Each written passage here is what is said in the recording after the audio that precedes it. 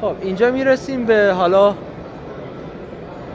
بین این 4 تا ماشینی که اینجا گذاشتن بگیم پر ادعاترین محصول شرکت نیکا موتور لادا وستا اسپورت. یه کوچولی در مورد این ماشین بهتون بگم.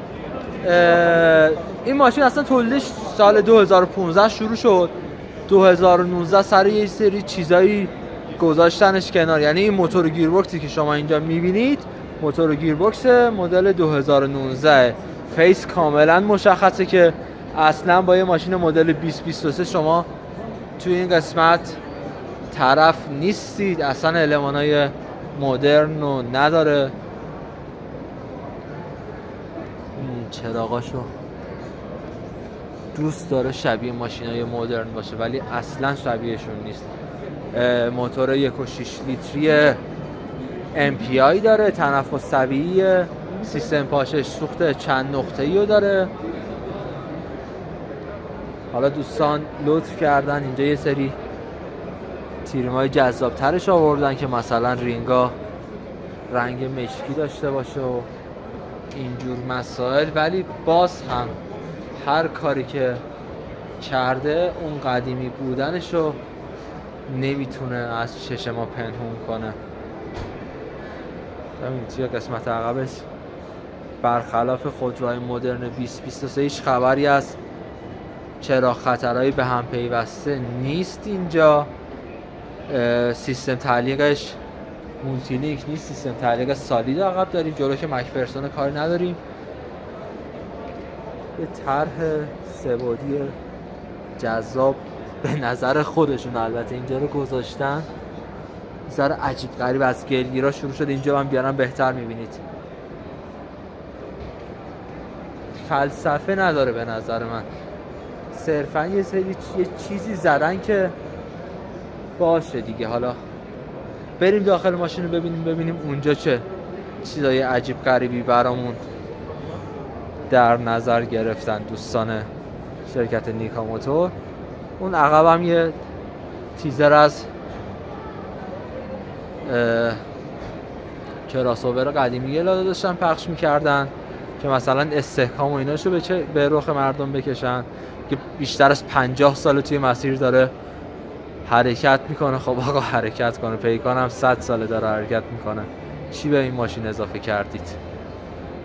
anyway بریم داخل این ماشین رو ببینیم چه خبره.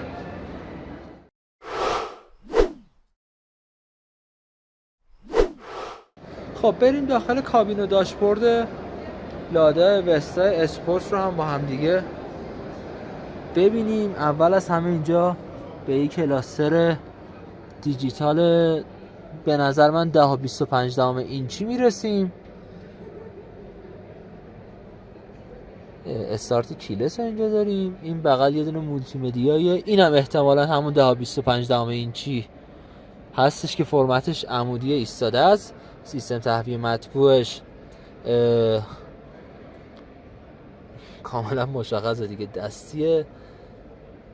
و اینجا میبینید دیگه تمام کلیدهای آپشنش اینجا خالیه. بغل فلاشرش 2 تا کلید خالی داره. اون بغلش بغل دکمه چرخان سیستم مولتی مدیا، باز یه دکمه خالی داریم گرم کنه آینه ها و قفل بالا برای شیشه های عقب. این پایین هم 2 تا پورت USB داریم. اون پایین هم حالا مشخصه چیه دیگه، شارژر فندکی، 2 تا جالیوانی.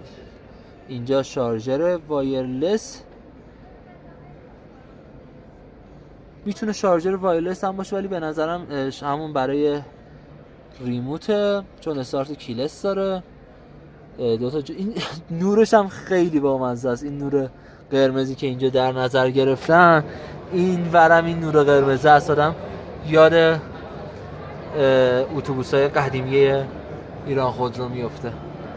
جانم یه مورد عجیب دیگه هم که من داخل ماشین دیدم، حالا ما به اقتضای کارمون ماشینای 0 کیلومتر رو زیاد بوش به دماغمون خورده. این ماشین یه بوی عجیب و غریب و خاصی داره. حالا نمیدونم بوش به این موادی که داخل این صندلیاش استفاده شده. صندلیاشو من میبینم یاد صندلی گیمینگای مثلا 1.5 میلیونی میافتم، انقدر عجیب و غریبه. یعنی دوست داره اسپورت باشه، عشقشو داره ولی علمشو خیر. مثلا میبینید اینا چیز عجیب غریبی، اصلا بهش دست میزنید متوجه میشید کار چی بوده. این نور این پایینش هم واقعا دوست داشتم. این اتوبوسای مثلا تهران شمال سال 40-50 که تو فیلم ها دیدیم چیه این آخه، کاش بر می داشتن. چیز عجیب و غریب، ولی بوی کابینش واقعا یه چیز خاصیه. نمیدونم این تیرم مشکی و قرمز هم باز این عقب رعایت شده. حالا اون بوار اینا رو بل کنیم انشالله که دماغ من خوب حس نمیکنه. هم میبینید کشه درم اینجا پیانویه. ببینم من ماشاءالله قربون اثرانگوش برم، دست میزنید بهش همینجوری اثرانگوش رو خودش نگه میداره. این قرمزی هم دوباره اینجا آوردن. اتوبوسای تهران شمال آنتن کوسه‌ای و بیخیال. اینجا یه دونه حالت لچکی داریم. من یاد KMC J7 میندازه این عقبش. دم اسپویلر گذاشتم براش، مثلا خواستن شبیه اسپویلرهای داکتیل باشه ولی خب نتونستن. این ذره رنگش هم عجیب و غریبه، از دور نگاه میکنید نمیدونم یه طیف خاصی داره رنگش، نه اینکه رنگش خاص و متفاوت باشه. حس میکنم شاید مشکل رنگ داشته باشه. حالا اینجوری که من تو همین نگاه اول به چشمم اومد، رنگای مشکیش هم کامل با هم دیگه دیدیم و خب واقعا دیگه چیز بیشتری برای ارائه نداره. البته صندوق عقبش هم بریم یه ذره با هم دیگه نگاه کنیم ببینیم اونجا چیزی پیدا می‌کنیم یا نه. خب نه فضای صندوق عقب لادا وستا اسپورت چیز خیلی زیادی نیست ولی خب میبینید دیگه از همینجا مشخصه صندلی ردیف دوم میخوابه کامل. عجیب و غریبه واقعا. این ماشین تولیدش 2019 متوقف شده، دوستان سعی کردن یا لطف کردن الان آوردن.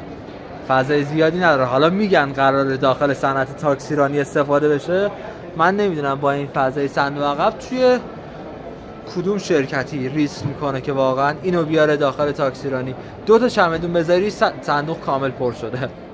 خب به نظر من تنها مزیت این لادا وستا اسپورت نسبت به اون 3 محصول دیگه چه سری یه چیز جذاب داشته باشه همین سیستم اگزوز دوالشه. سیستم اگزوز 2 کانالایی واقعی ولی روی موتور 1600 سی سی تنفس طبیعی MPI با گیربکس دستی.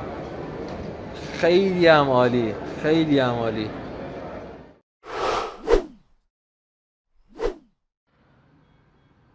خب طراحی ظاهری و کابین و خلاصه همه چیز لادای ویستا یا وستای اسپورت رو هم دیدیم. خلاصه بگم مشخصات فنی لادای ویستا اسپورت توی نسخه سدان و کراس هیچ فرقی نداره، به خاطر همین جفتش رو من با هم دیگه میگیرم و از خدمتتون مرخص میشم.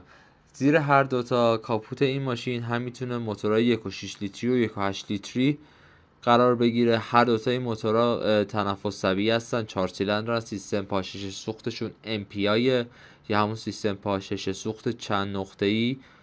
موتور 1.8 لیتری تقریبا 145-150 اسب بخار رو براننده تحویل میده. خب موتور 1.6 لیتری توان کمتری داره، تقریبا هولوش 110-115 اسب بخار. گیربکس هر دو نسخه گیربکس 5 سرعته دستیه که چرخهای جلویی رو درگیر میکنه. البته نسخه 1.6 لیتری با گیربکس اتوماتیک هم قابل سفارش است. خب همونطور که دیدید از آپشنای لادای ویستا، حالا چه نسخه سدان اسپورت چه نسخه کراس هاچبک، میشه به مولتی مدیای لمسی تقریبا 10.5 اینچی، کلاسرش هم دیجیتال، اونم همینطور 10.5 اینچی. و استارت کلیدو ما داخل این ماشین داشتیم، سیستم ورود بدون کلید به کابین، آینه هاش تاشو برقی بود، چراغای هالوژنی رو داشتیم توی کل ماشین. اگه اشتباه نکنم مهشکن رو روی هر دو نسخه من دیدم و نسخه کراس اوورم یه سیستم نورپردازی خیلی عجیب غریبی.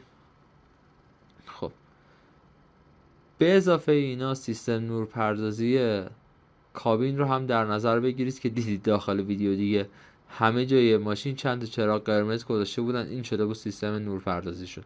تریم داخلی لادا ویستا هم تو نسخه سدان اسپورت و هم توی نسخه کراسوور یه ترکیبی از پارچه و حالا میشه گفت چرم مصنوعی بود. تریم پیانویی داخلش داشتیم و اینجور موارد.